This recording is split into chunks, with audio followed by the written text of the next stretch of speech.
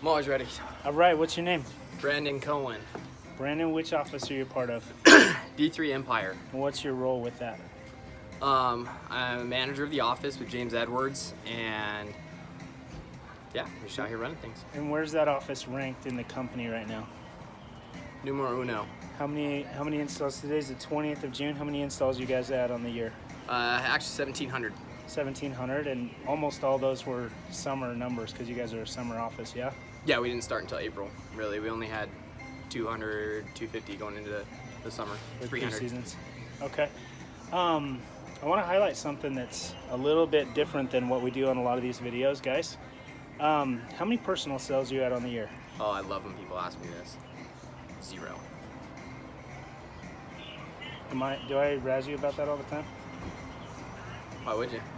Yeah. Well, I don't know. So yeah. So you're at 0 and I'm okay with it? Yeah, I'm okay with it. Why? I put a lot of time and effort into the reps. We have the highest retention rate in the company. We retain a lot of rookies, and we have a lot of the top rookies. Last year we had half the top 10 rookies in an office. This year we're on the border of doing the same, but we have a lot of guys that are just outside the top 10. I knock with people all day, every day. So a lot of these sales and deals kind of go into their name and kind of gets them going. Puts a lot of confidence into them and lets them know they can get the job done. And I teach them how to do it right there and then. I think sometimes when people look at it, they don't think you're a great salesman or anything, but let's tell them, like, how many did you sell your rookie year? 156, and I did that in 3 months. And then how about your second year? 230. And how about your third year? 300. Okay, so you can crank. Yeah. But you're spending a lot more time, like, developing your people. And guys, I think that's actually interesting because it's hard to pull off.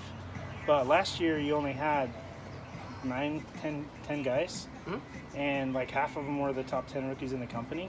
Yep. Because you chose to focus on helping them quite a bit, and that accelerated you from being one of the smallest offices in the company to literally now you're the largest office in the company with aspirations to become regional and all that stuff. But I think a lot of that starts with A, you have the skills, and then B, you just focus your energy on growth. Yep. Talk to these guys about your recruiting and your recruiting efforts and strategies.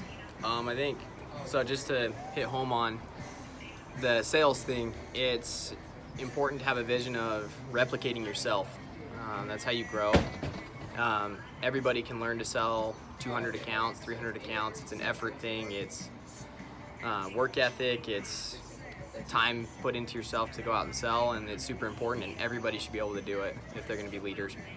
But at some point you've got to go and replicate yourself, and I devoted to my guys to make them leaders and be able to replicate myself so that they can make other guys become leaders and be successful. And with recruiting, we just had everybody buy into the vision of being number one office. Nice. And here we are. So you referenced that you guys have some of the best retention in the company. Obviously, you grew a ton. You've got a bunch of the top producing rookies. What advice would you give to kind of the up-and-coming managers to help them with their growth?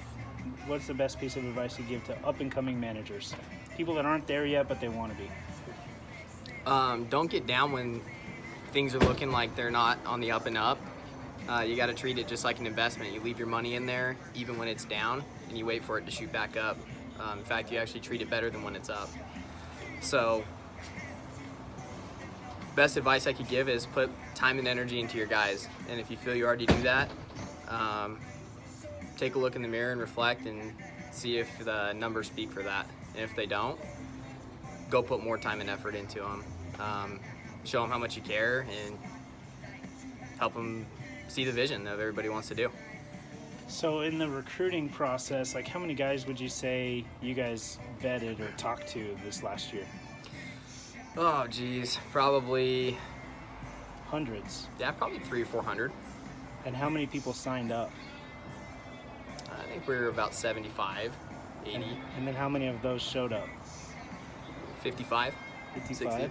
and then you guys are still sitting at like 40 something reps. So within the first couple weeks, we lost a few that were just. We fired a few that just weren't working. They were great people, but they just weren't buying into what we were doing, and we just had to trim some fat and lean up and look good. So we cut a few people, and then we had some guys. We needed some technician spots. We had some of those reps fill in tech spots, and they've done a phenomenal job there. Yeah. So actually, a lot of those guys are actually still here, just in different roles. Guys, I don't know if you can see like a theme with these videos, but it's that if you want to get better, go find the people that are doing better and ask them for advice. Absolutely.